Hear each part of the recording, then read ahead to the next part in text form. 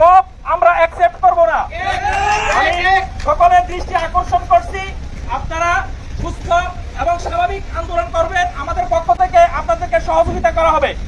কিন্তু কোনো প্রকার মব আমরা অ্যাকসেপ্ট করব না এবং আমরা দল মত নির্বিশেষে আমরা আমাদের কার্যকরী ব্যবস্থা গ্রহণ করব।